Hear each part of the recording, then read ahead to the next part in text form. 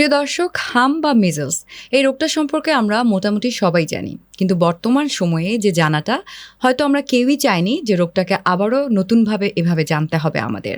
অসংখ্য বাচ্চা মৃত্যুর কোলে ঢলে পড়ছে এই মিজলস বা তার কমপ্লিকেশনস থেকে। কিন্তু কেন? এটা আসলে প্রতিরোধের উপায় কি? এই বিষয়গুলো নিয়ে কথা বলতে আমি ডক্টর শ্রাবণী তৌহিদা হাজির হয়েছি বিজয় টেলিভিশনের পর্দায় স্বাস্থ্য পরামর্শে। আজকে আমার সাথে রয়েছেন ডাক্তার মোহাম্মদ আমিমুল এহসান, সহযোগী অধ্যাপক, অবসরপ্রাপ্ত, শিশু বিভাগ, ঢাকা মেডিকেল কলেজ। চলে যাচ্ছি তার কাছে। আসসালামু আলাইকুম স্যার। ওয়ালাইকুম আসসালাম রহমতুল্লাহ। আপনাকে ধন্যবাদ আমাকে এই অনুষ্ঠানে আমন্ত্রণ জানানোর জন্য এবং সুযোগ দেওয়ার জন্য, দর্শকদের উদ্দেশ্যে কিছু বলার জন্য। অবশ্যই। আপনি কেমন আছেন? আলহামদুলিল্লাহ, আল্লাহ পাক ভালো রেখেছে। স্যার, মিজলস নিয়ে কথা বলবো, কিন্তু এখন তো একটা ডেডলি কন্ডিশন, তার আসলে প্রতিরোধ কি করা যায় সেসব নিয়ে কথা বলবার আগে একটু সাইন সিমটমস বা কিভাবে আমরা বুঝবো যে মিজলস হয়েছে। আসলে মিজলসটা এটা খুব মানে ডেডলি যদিও আসলে হচ্ছে যে মিজলসে হয় যে রোগীগুলার অনেক জ্বর থাকে, হাই ফিভার থাকে, এবং জ্বর যখন থাকে 3-4 দিন জ্বরের মাঝখানেই র্যাশ ওঠে, ম্যাকুলোপুলার র্যাশ। এই র্যাশগুলো আগে উঠে মুখে, তারপরে বুকে এবং পুরো শরীরে কনফ্লুয়েন্ট হয়। এবং এর সঙ্গে 3টা সি, কফ, কলিজা, কনজাংটিভাইটিস, যে কোনো একটা সি যদি থাকে, অর্থাৎ কাশি থাকবে, রানিং নোজ থাকবে, অথবা চোখ লাল থাকবে, এগুলো থাকলে আমরা বলি মিজলস। রুগীটার এছাড়া অনেক সময় অনেক জ্বরের বাড়ানো র্যাশ ওঠে, সেটা মিজলস না। মিজলস হচ্ছে আপনার হাই ফিভার থাকবে, সঙ্গে তার এই 3টা সি, কফ, কনজাংটিভাইটিস, কলিজা যেখানটা থাকবে, এবং জ্বর অবস্থাতেই হাই ফিভার থাকবে, সেই সঙ্গে র্যাশ থাকবে, ম্যাকুলোপুলার র্যাশ। এটা তো অবশ্যই বাচ্চাদেরই হয় ম্যাক্সিমাম টাইম। মোস্টলি বাচ্চাদের হয়, যে কোনো বয়সে হতে পারে, তো বাচ্চাদের একটু বেশি হয়। বাচ্চাদের কোন বয়সটা সবচেয়ে বেশি ডেঞ্জারাস মিজলসের জন্য? এই যে ছোট বাচ্চাদের 1 বছর থেকে 5 বছর, এই সময়টাতে বেশি মিজলস ভ্যাকসিন মানে হওয়ার সম্ভাবনা বেশি থাকে। আমাদের দেশে যদি ভ্যাকসিন কাভারেজগুলো আমরা 9 মাসে এবং 15 মাসে দিই এমআর ভ্যাকসিন। তো তার আগে ছোটবেলা মার থেকে বাচ্চারা প্লাসেন্টার মাধ্যমে, অর্থাৎ গর্ভফুলের মাধ্যমে একটা প্রোটেকশন পায়। সেই জন্য সাধারণত 6 থেকে 9 মাস পর্যন্ত জন্মের থেকে মিজলস হওয়ার সম্ভাবনা খুব কম, হতে পারে ভেরি রিয়ারলি, কিন্তু কম হয়। আচ্ছা, এই প্রোটেকশনটা কমে যায়, যে কারণে ওই আমরা 9 মাসে এবং 15 মাসে আমরা এমআর ভ্যাকসিনটা দিই, যাতে মিজলস না হয় সেই জন্য। এটার ডায়াগনোসিসটা আমরা কি ক্লিনিক্যালি করি নাকি ল্যাবরেটরি করি? অ্যাকচুয়ালি ক্লিনিক্যালি খুব ভালোভাবে বোঝা যায়, কিন্তু কনফার্ম করার জন্য ল্যাব আছে। ল্যাবে আপনার 2 রকম টেস্ট করা যায়। একটা টেস্ট হচ্ছে যে আপনি যদি নেজোফ্যারিঞ্জিয়াল সোয়াব নেন, প্রথম 5 দিনের মধ্যে র্যাশ ওঠা আপনারা যদি নেন, তাহলে নেজোফ্যারিঞ্জিয়াল সোয়াব থেকে মিজলস ভাইরাস আইডেন্টিফাই করা যায়। আর হচ্ছে সেরোলজিক্যাল টেস্ট, অ্যান্টিবডি টেস্ট করতে পারেন। র্যাশ ওঠার 4 থেকে 28 দিনের মধ্যে ব্লাড সিরাম থেকে স্যাম্পল নিয়ে টেস্ট করলে মিজলস আইজিএম অ্যান্টিবডি পাওয়া যায়। বর্তমানে যে ডেডলি সিচুয়েশনটা, এটার রিজনটা কি? এইটার রিজনটা আসলে অনেকগুলো হতে পারে, আমি ঠিক এক্সাক্ট বলতে পারবো না। আমার ধারণা যে অ্যাকচুয়ালি মিজলসের সঙ্গে ভিটামিন এর একটা সম্পর্ক আছে। জি স্যার। আমরা সরকার এর আগে বছরে 2 বার করে ভিটামিন এ খাওয়াইতো। আমি জানি না গত বছর এই ভিটামিন এ প্রোগ্রামটা ঠিক মতন হয়েছে কিনা। যদি বাচ্চার ভিটামিন এ ঘাটতি থাকে, তাহলে মিজলসের প্রকোপটা বেশি হয়, মিজলসের তীব্রতা বেশি হয়, মিজলসের কমপ্লিকেশন বেশি হয়। হয়তো এটা একটা কারণ হতে পারে। এছাড়াও হয়তো এনভায়রনমেন্টাল ফ্যাক্টরের যে কোনো কারণ হোক, আউটব্রেক হতে পারে। মিজলস কাভারেজটা যদি গত বছর ঠিক মতো না নিয়ে থাকে, সেটা একটা কারণ হতে পারে। বাচ্চাদের যদি ভিটামিন এ ঘাটতি থাকে, সেটার জন্য হতে পারে। পুষ্টিহীনতা যদি বাচ্চারা ভোগে, সেসব কারণে হলে এই মিজলস ভাইরাসটা আক্রমণ করে বেশি, সেটা একটা কারণ হতে পারে। আমরা দেখতে পাচ্ছি সবচেয়ে বেশি যে জায়গাটা আক্রান্ত হয়েছে সেটা হচ্ছে উত্তরবঙ্গের রাজশাহী অঞ্চলটাকে আমরা দেখতে পাচ্ছি বেশি। ধীরে ধীরে কিন্তু এটা সব জায়গায় ছড়িয়ে যাচ্ছে। এই অবস্থায় আসলে বাবা মা বা সবার করণীয়টা কি? করণীয় হচ্ছে, প্রথম কথা যে বাচ্চাদেরকে ভ্যাকসিন যাদের দেওয়া নেই দ্রুত দিতে হবে। আর হচ্ছে যাদেরও ভ্যাকসিন মেসেজ দেওয়া যায়, পার্সোনাল হাইজিন মেনটেন করুন। মিজলস ভাইরাসটাও তো অনেকভাবে ছড়ায়, একটা রোগী থেকে আরেকটা রোগীতে হাঁচি কাশির মাধ্যমে ছড়াতে পারে, ফোমাইটে ডাইরেক্ট কন্ট্যাক্টের মাধ্যমে ছড়াতে পারে, স্যালাইনের মাধ্যমে ছড়াতে পারে। সুতরাং হ্যান্ড ওয়াশিং, তারপরে ভালো মাস্ক, সবসময় মাস্ক ব্যবহার করা, পার্সোনাল হাইজিন, এগুলো মেনটেন করতে হবে। এবং পুষ্টিহীন যেন না থাকে, বাচ্চাদের ভালোভাবে হাইড্রেশন করতে হবে, ভালো পুষ্টিকর খাবার দিতে হবে, দিয়ে তার শরীরে যে রোগ প্রতিরোধ ক্ষমতাকে একটু বুস্ট করা যায়, তাহলে একটু কম হবে। আচ্ছা, আর ভিটামিন এ এর সাথে আপনি বলেছেন যে মিজলসের একটা সম্পর্ক আছে, সেটা একটু যদি বিস্তারিতভাবে। এইটাই বলি, ভিটামিন এর অনেকগুলো রোল আছে। এটা integrity of the mucus membrane, শরীরের লাংসের, হুম হুম তারপরে আপনার গ্যাস্ট্রোইন্টেস্টাইনাল ট্র্যাক্টের, এটা তার মেনটেন করে, প্লাস শরীরে রোগ প্রতিরোধ ক্ষমতা বাড়ায়, এটা ফ্যাট সলিউবল ভিটামিন। হুম এখন যদি ভিটামিন এ একটা রোগীর ঘাটতি থাকে তাহলে তার মিজলস হওয়ার সম্ভাবনা বেশি, প্লাস মিজলস যদি হয় সেই মিজলসের জটিলতা হওয়ার সম্ভাবনা বেশি। মিজলস ভাইরাস একটা ডেডলি ভাইরাস, কিন্তু ম্যাক্সিমাম ক্ষেত্রে কিন্তু জটিলতা সাধারণত হয় না, আমরা এতদিন যেটা দেখে আসছি। আমি সংক্রামক ব্যাধি হাসপাতালে কনসালটেন্ট হিসেবে ছিলাম, দীর্ঘদিন ধরে মিজলস নিয়ে কাজ করেছি, শত শত মিজলস রোগী ভর্তি হয়েছে, আমরা চিকিৎসা করেছি। খুব কম 1% 2% মর্টালিটি রেট ছিল কিনা আমার মনে পড়ে না। আচ্ছা কিন্তু আমার মনে হচ্ছে এটা যে এখন যদি এই জন্য যদি তার ভিটামিন এ ঘাটতি থাকে তাহলে তার মিজলসের কমপ্লিকেশন বেশি হবে। সুতরাং ভিটামিন এ যদি ঠিক মতন বাচ্চারা পায় তাহলে মিজলস যদি হয়ও তার কমপ্লিকেশন কম হবে, কারণ তার নিউমোনিয়া হওয়ার সম্ভাবনা কম থাকবে, হুম ডায়রিয়া হওয়ার সম্ভাবনা থাকবে, ব্রেন ইনফেকশনের সম্ভাবনা কম থাকবে। সেই জন্য ভিটামিন এর একটা রোল আছে মিজলস প্রিভেনশনে। আবার মিজলস যদি হয় তাহলে WHO এর গাইডলাইন দিয়েছে স্পেশালি ভিটামিন ও একটা স্পেশাল ডোজে তখন দিতে হয়।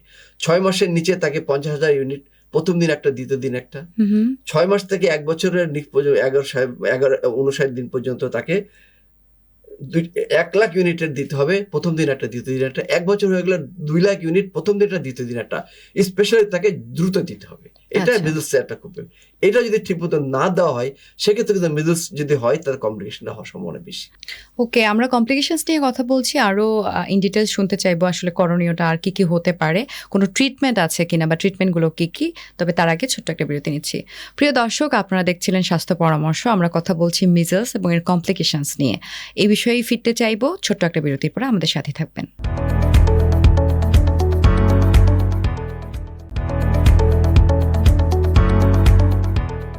ওয়েলকাম ব্যাক, সাথে আছে আমি ডক্টর শ্রাবণ তৌহিদা। প্রিয় দর্শক, আপনারা দেখছিলেন স্বাস্থ্য পরামর্শ এবং আমরা কথা বলছিলাম মিজলস এবং এটার কমপ্লিকেশনস নিয়ে। আমার সাথে রয়েছেন ডক্টর মোহাম্মদ আমিমুল এহসান, সহযোগী অধ্যাপক, অবসরপ্রাপ্ত, ঢাকা মেডিকেল কলেজ হসপিটাল শিশু বিভাগ। স্যার, আরও একবার স্বাগত জানাচ্ছি। আসলে আমরা কথা বলছিলাম মিজলস এবং এটার কমপ্লিকেশনস নিয়ে। মিজলস হলেই তো আসলে মৃত্যু নয়, মৃত্যুটা আসলে হচ্ছে কেন? কমপ্লিকেশনস তো আছেই, কিন্তু এক্স্যাক্টলি কোন কারণে এত বাচ্চা মারা যাচ্ছে? আসলে আমি ব্যাপারটা একটু ক্লিয়ার করতে চাই যে আতঙ্কগ্রস্ত আমি হতে মানা করি, কারণ মিজলস হলেই যে রোগী মরবে এমন কোনো কথা নয়। আমি আমার এক্সপিরিয়েন্স থেকে বলি, আমি যখন সংক্রামক হাসপাতালে কনসালটেন্ট ছিলাম, আমার ওয়ার্ডে অনেক মিজলস রোগী ভর্তি হতো, ভালো হয়ে যাবে। যদি কমপ্লিকেশন হয় সেক্ষেত্রে যদি চিকিৎসা ঠিক মতন করা না যায় সেক্ষেত্রে একটা মর্টালিটির মৃত্যুর প্রশ্ন আসতে পারে। কিন্তু সে ছাড়া মিজলস হলে যদি আপনি তাকে ভালো মতন হাইড্রেশন করেন, তাকে বিশ্রাম দিতে পারেন, যদি সে পুষ্টিকর খাওয়া খায় এবং আইসোলেশন থাকতে পারে, তাহলে আমার তো ধারণা মতে যে এটা এমনি ভালো হয়ে যাবে। এটা ভাইরাস অসুখ, তাই না? এটা মিজলস ভাইরাস দিয়ে মিজলস রোগটা হচ্ছে।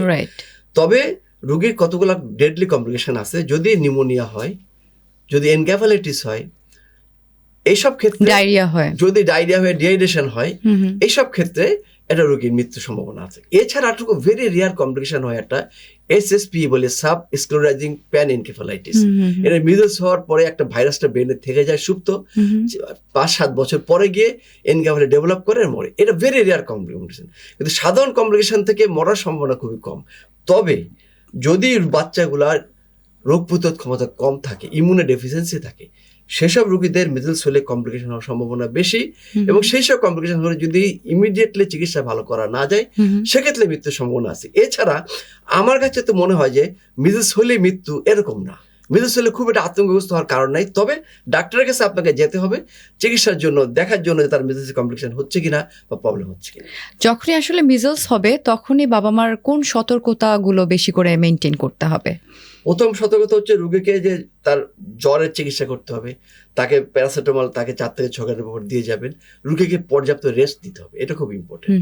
এবং তাকে পুষ্টিকর খাওয়া দিতে হবে যাতে তার বডি ইমিউনিটি ঠিক থাকে। এবং মিজলস হলে যেহেতু WHO গাইডলাইন আছে, মিজলস হলে প্রথম দিন থেকে অ্যাজ এল অ্যাজ পসিবল তাকে ভিটামিন এ ক্যাপসুল দিতে হবে। আপনি এই জন্য ডাক্তারের শরণাপন্ন হবেন। মিজলস হলে আমরা তাকে প্রথম দিন একটা, দ্বিতীয় দিন একটা হাই ডোজে ভিটামিন এ ক্যাপসুল খাওয়াবো, এটা তাকে দিতে হবে। কারণ না দিলে ভিটামিন এর এই ডেফিসিয়েন্সি, ভিটামিন এটা আমি একটু আগে বলেছি আপনাদের, এর রোগ প্রতিরোধ ক্ষমতা এটা মানে বাড়িয়ে দেয়। যাদের রোগ প্রতিরোধ ক্ষমতা কম এবং মিজলস ইটসেলফ তার ইমিউনিটি নষ্ট করে দেয়, বাচ্চার রোগ প্রতিরোধ ক্ষমতা কমিয়ে দেয়। যা রোগ প্রতিরোধ আগেই কম, মিজলস হয়েছে আরও কমে যাবে, সেটা তখন তার কমপ্লিকেশনগুলো বেশি হয়, এসব ক্ষেত্রে মৃত্যুর সম্ভাবনা বেশি থাকে। সুতরাং মিজলস হলে মাদের এটা করণীয় আছে যে আপনি দ্রুত হাসপাতালে নিয়ে যাবেন বা ডাক্তার কাছে নিয়ে যাবেন, যাতে তাকে ভিটামিন এ ক্যাপসুল খাওয়ানো হয় এবং তাকে আপনি এই যে সাধারণ ট্রিটমেন্ট যেটা দিবেন এগুলো দিতে হবে। এবং আপনি দেখবেন আপনার বাচ্চার মধ্যে নিউমোনিয়ার কোনো লক্ষণ আসছে কিনা। যেরকম যদি দেখেন বাচ্চা দ্রুত শ্বাস নিচ্ছে, শ্বাসটা দেখলে ভিতরে ডেবে যাচ্ছে, শ্বাসকষ্ট হচ্ছে, তাহলে আপনি বুঝবেন তার নিউমোনিয়ার লক্ষণ শুরু হচ্ছে, আপনি দ্রুত তার ডাক্তার কাছে নিয়ে যাবেন, এটা আপনাকে নিতে হবে। আচ্ছা, আর যখন আসলে একটা বাচ্চার এরকম মিজলস আমি চিন্তা করছি বা ধারণা করছি, তখন আসলে এটা তো হাইলি কন্টাজিয়াস একটা ডিজিজ, সেক্ষেত্রে আসলে বাবা মা কি করবে তখন? অ্যাকচুয়ালি মিজলসে কিন্তু মিজলস শুরু হওয়ার র্যাশ শুরু হওয়ার আগের 4 দিন, জ্বর শুরু হওয়ার আগে, আর জ্বর হওয়ার পর যখন র্যাশ ওঠার পরের 4 দিন, এটা হাইলি কন্টাজিয়াস, এই সময়টা বেশি ছড়ায়। মানে শুরুর আগের 4 দিন, হ্যাঁ, আর র্যাশ ওঠার পরে 5 দিন, ওকে, তার খুব বেশি ছড়ায়। এরপরে গিয়ে কিন্তু ছড়ানোর সম্ভাবনা কম থাকে। এখন মনে করেন একটা রোগীর মিজলস হয়ে গেছে, তার 10 দিন 15 দিন পরে তার এখন মিজলসের সঙ্গে নিউমোনিয়া হয়েছে, এই রোগীটা কিন্তু কন্টাজিয়াস ততটা না। এই জন্য যে সবাইকে সংক্রামক ব্যাধি হাসপাতালে হ্রাস করতে হবে ওখানে, এরকম আমি মনে করি না। টার্সিয়ারি ভালো হসপিটালগুলো যা আছে, যাদের আইসিইউ ফ্যাসিলিটিস আছে, যে কোনো হাসপাতালে ক্যাবিনে রেখে কিন্তু তার চিকিৎসা করতে পারে। কারণ প্রথম 5 দিন র্যাশ ওঠার 5 দিন পার হয়ে গেলে সে আর কন্টাজিয়াস না, ইউজুয়ালি না। সুতরাং তাকে আপনি একটা ক্যাবিনে অন্য রোগীর মতনই চিকিৎসা করতে পারেন। স্যার, জ্বর শুরু হওয়ার আগে যে 5 দিন, তখন আসলে কি বোঝার কোনো উপায় আছে? যে না, ওই যে মিজলসটা তো আপনার 3টা ফেজে হয়, প্রোড্রোমাল ফেজ থাকে যেটা, তারপরে আপনার অ্যাক্টিভে জ্বর ওঠে, তারপরে কমপ্লিকেশন। রাইট, ওই প্রোড্রোমাল ফেজে তো জ্বর ঠান্ডা কাশি অল্প থেকে, তখন হাই ফিভার শুরু হয়নি, কিন্তু হয়তো তার মিজলস ভাইরাস তখন ঢুকছে, তখন এই সময় রোগীরা মিস করে, এই সময় ভাইরাসটা ঢুকলে কিন্তু 10 থেকে 12 দিন, ম্যাক্সিমাম 21 দিন পর্যন্ত টাইম, এটাকে আমরা বলি ইনকিউবেশন পিরিয়ড, যে একটা ভাইরাস ঢুকবে শরীরে এবং ডিজিজ বহিঃপ্রকাশ ঘটবে। এই ইনকিউবেশন পিরিয়ডটা এই সময় থাকে, এই সময়টা মানুষ মিস করে। কিন্তু যখন জ্বরটা শুরু হয়ে যায়, তখন আমি বলবো যখন আপনি যদি র্যাশ উঠে গেছে, আপনি তাকে আইসোলেট করে ফেলেন, যাতে আপনার অন্য বাচ্চাটার থেকে তাকে দূরে রাখেন, মাস্ক পরান, আপনি নিজে পরেন, তাকে যেন হ্যান্ডেল করবেন, বা সেই রোগীটাকে পরান, হ্যান্ড ওয়াশিংটা সবসময় করেন ভালো করে, তাকে একটু আইসোলেট রাখেন। স্যার, প্রোড্রোমাল যে ফেজটা, সেই সময়টায় আসলে বাবা মা তো বুঝতে পারে যে বাচ্চাটা অসুস্থ হচ্ছে, কারণ তার স্নিজিং শুরু হয়, সে কান্না করতে থাকে, খেতে চায় না, তখনই আসলে সাবধানতা এই পর্যায়ে এখন যে অবস্থা হওয়া উচিত কি? আমার মনে উচিত, কারণ কি আমরা তো এমনিই বলি যে আমাদের ডিজিজ প্রিভেনশনে বলি যে হাঁচি কাশি হলে সে মাস্ক পরুন, রাইট, তাকে হ্যান্ড ওয়াশিং করেন, অন্য বাচ্চার থেকে দূরে রাখেন। তো এইটা এখন মনে হয় একটু বেশি করা উচিত, যেহেতু এখন প্রোড্রোমাল ফেজে ঠান্ডা কাশি হইলে এইটা যে এই ঠান্ডা কাশি থেকে এটা জ্বর হয়ে মিজলসে যাবে কি যাবে না আমি আপনি কিন্তু জানি না। এক্স্যাক্টলি, সেই জন্য আমি বলবো যে কোনো বাচ্চার ঠান্ডা কাশি যখন শুরু হচ্ছে, হাঁচি কাশি শুরু হচ্ছে, জ্বর ভাব, খিটখিটি হয়ে গেছে, অল্প অল্প গা গরম, জ্বর আসতেছে, খাচ্ছে না, আপনি তাকে একটু মাস্ক পরান, তা অন্য বাচ্চাটাকে একটু তার থেকে দূরে রাখেন, একটু আইসোলেট করেন, স্যালাইভাগুলো লাগলে তাকে একটু হ্যান্ড ওয়াশ করেন, এগুলো এখন থেকে প্রোটেকশনটা আগে নিতে শুরু করা উচিত। যারা স্কুল গোয়িং বাচ্চা আছে তাদের ক্ষেত্রে, যেমন স্কুল গোয়িং বাচ্চাদের মায়ের মধ্যেও কিন্তু এখন টেনশন ঢুকে গিয়েছে, বা স্কুলের মধ্যেও একটা আতঙ্ক, সেক্ষেত্রে আসলে আপনার অ্যাডভাইসটা কি? আমার অ্যাডভাইস হচ্ছে যে তারা ওই যে পার্সোনাল হাইজিন, যেটা প্রোটেকশন, যেটা মাস্ক পরান, এবং হ্যান্ড ওয়াশিংটা এটা ক্লিয়ার রাখেন, বাচ্চাকে ভালো পানিটা যেন ভালো মতন খায়, তার পুষ্টিটা যেন মেনটেন করবেন, এবং তাকে একটু রেস্ট, সারাদিন তাকে অ্যাক্টিভ না, একটু রেস্টে রাখেন, এই জিনিসটা তারা মেনটেন করতে হবে। এবং সেই সাথে আমি বলবো বাবা মাদেরকে একটু অ্যাডভাইস দেবো যে যদি স্নিজিং শুরু হয়ে যায় একটা স্কুল গোয়িং বাচ্চারও, এবং সেই সাথে জ্বরের পূর্ব অবস্থা যে অবস্থাটা থাকে, কাশি শুরু হচ্ছে, ঠান্ডা লাগছে, হাঁচি কাশি দিচ্ছে, ওই সময়টাও কিন্তু তাকে স্কুলে না পাঠানো, কারণ তখন তো একই সাথে অনেকগুলো বাচ্চা স্প্রেড করবে সেই ইনফেকশনটা। যদি সম্ভব হয় স্কুলে না পাঠানো তাহলে ভালো, আর পাঠালে ওই যে বলবো তাদের মাস্ক পরাই দেন। এবং অন্য রোগীদের, অন্য বাচ্চাদেরকে আমি মাদেরকে বলবো, বাচ্চাদেরকে আমরা করোনার সময় যেমন বাধ্যতামূলক মাস্ক পরাইছি, এখন তাদেরকে মাস্ক ইউজ করেন, হ্যান্ড ওয়াশিং, হেক্সিল ব্যবহার করেন, এইগুলোই প্রোটেকশন নিতে হবে, কারণ এটার মাধ্যমে কিন্তু ছড়াচ্ছে। আচ্ছা, আমরা মিজলস নিয়ে অনেক কথা বলেছি, কিন্তু আসল যে জিনিসটা দর্শকরা জানতে চায় সেটা হচ্ছে মিজলসের ট্রিটমেন্ট কি, সেটা একটু ইলাবোরেটলি আপনার কাছ থেকে জানবো একটা ছোট্ট বিরতির পরে। প্রিয় দর্শক, সময় হয়েছে একটা ছোট্ট বিরতির। আপনারা দেখছিলেন স্বাস্থ্য পরামর্শ, যেখানে কথা হচ্ছিল মিজলস নিয়ে। এটা আসলে ট্রিটমেন্ট কি সেটা নিয়েও জানবো বিরতির পর থেকে।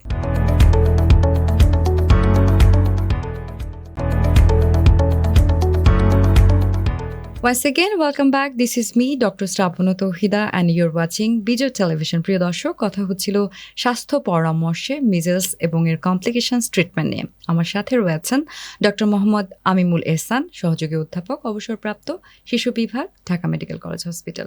স্যার, আরও একবার স্বাগত জানাচ্ছি। আসলে মিজেলসের ট্রিটমেন্টটা জি, মিজেলস নিয়ে আমি একটু এখন জনমনে যেহেতু আতঙ্ক বলছে, আমি একটা কথা প্রথম বলবো যে আমার এক্সপিরিয়েন্সে যখন ছিল মিজেলস কিন্তু খুব কম আমার হাতে মৃত্যু হয়েছে দেখেছি। মিজেলস হলে আতঙ্কগ্রস্ত হবেন না, এটা আতঙ্কগ্রস্ত হয়, এটা ভাইরাস রোগী, অন্য ভাইরাস জ্বরের মতন।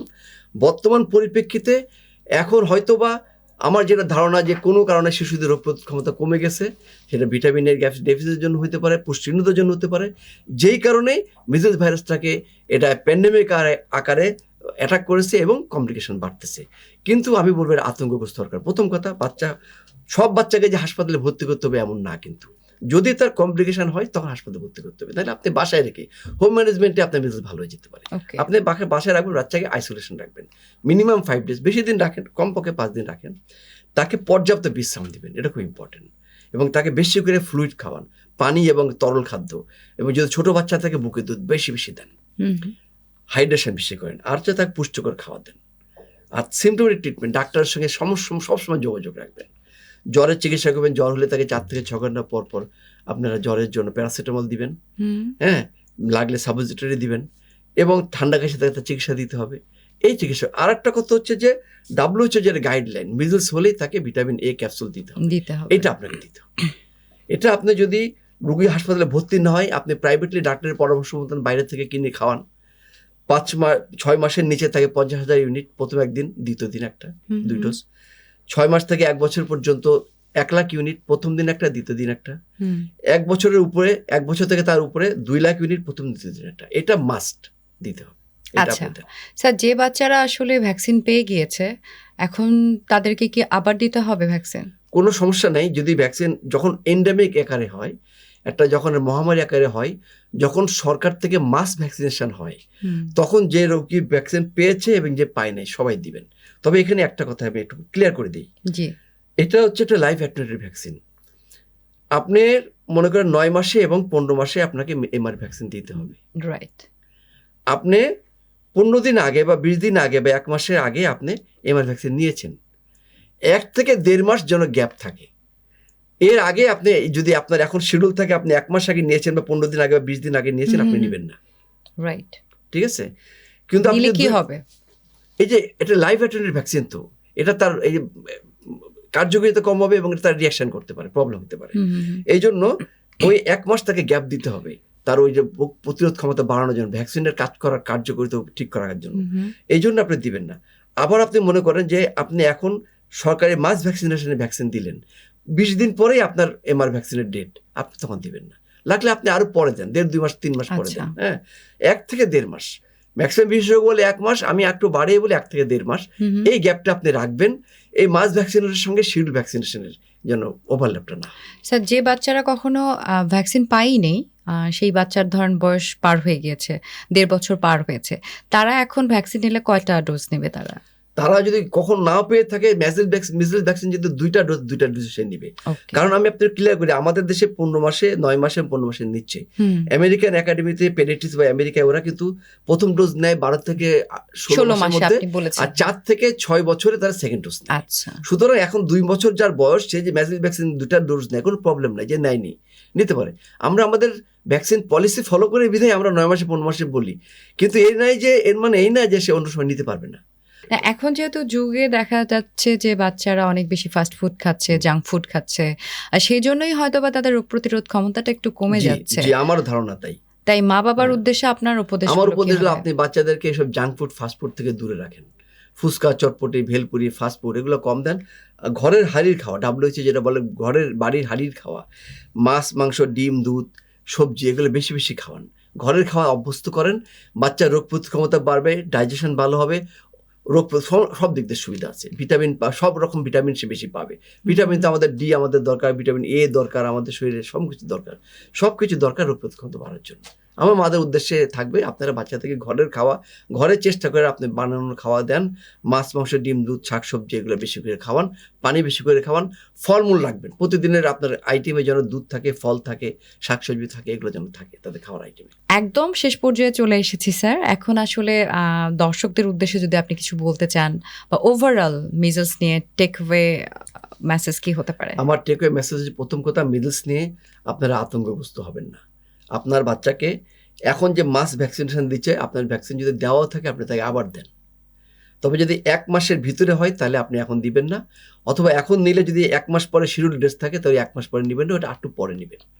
দ্বিতীয় কথা হচ্ছে যে ঠান্ডা কাশি হাঁচি কাশি জ্বর হলে আপনি গুরুত্ব দেন, তাকে মাস্ক পরান যেন না ছড়ায়, ডাক্তারের কাছে নিয়ে যান, তাকে বেশি বেশি তরল খাদ্য খাওয়ান, তাকে বেশি বেশি করে আপনি পুষ্টিকর খাওয়া দেন। আর বাচ্চার যদি ভিটামিন এ ক্যাপসুল না নেওয়া থাকে আপনি জরুরি ভিত্তিতে ভিটামিন এ ক্যাপসুল ডাক্তারের পরামর্শ নিয়ে ভিটামিন এ ক্যাপসুল নেন, কারণ ভিটামিন এ ক্যাপসুল শরীরের রোগ প্রতিরোধ ক্ষমতা বাড়ায়, মিজলসের তীব্রতা কমায়। Thank you so much sir. আমি যেমন জানি যে আমাদের দর্শকরা আজকের এই অনুষ্ঠান থেকে অনেক বেশি উপকৃত হয়েছে, এই জন্য আপনাকে অসংখ্য ধন্যবাদ। আপনাকেও ধন্যবাদ আমাকে সুযোগ দেওয়ার জন্য। দর্শক শ্রোতা আপনারা ভালো থাকবেন। আসসালামু আলাইকুম ওয়া রাহমাতুল্লাহি ওয়া বারাকাতুহু। প্রিয় দর্শক, এরই সাথে আমি ডক্টর শ্রাবণ তৌহিদা আজকের স্বাস্থ্য পরামর্শ থেকে বিদায় নিতে চাই। তবে বিদায় নিতে নিতে স্যারের কথার সুর ধরেই বলতে চাই যে মিজেস হলেই আতঙ্কিত হওয়া ঠিক না। আসলে তখন কি করণীয় সেটাই কিন্তু আমরা এতক্ষণ কথা বলেছি, সেই অনুযায়ী আসলে ট্রিটমেন্ট দেওয়া, সচেতন হওয়া, আর সবচেয়ে বড় কথা বাচ্চাদেরকে পুষ্টিকর খাবার খাওয়ানো, ভিটামিন এ ক্যাপসুল খাওয়ানো বা ভিটামিন জাতীয় খাবারগুলো বেশি বেশি করে দেওয়া, হাইড্রেশন মেনটেন করা এবং সেপারেশনে রাখা। সো আপনারা অনেক অনেক ভালো থাকবে, আপনাদের বাচ্চারা যেন সুস্থ থাকতে পারে। সুস্থ আসলে ভবিষ্যতের জন্য বাংলাদেশের আমাদের সুস্থ একটি শিশু অনেক বেশি জরুরি। সো আপনারা অনেক ভালো থাকবেন, একটু সচেতন থাকবেন। আজকের মতো আল্লাহ হাফিজ। আরও এরকম ইম্পর্টেন্ট টপিক নিয়ে আমি ডক্টর শ্রাবণ তৌহিদা হাজির হব স্বাস্থ্য পরামর্শে। Till then, stay good, stay healthy.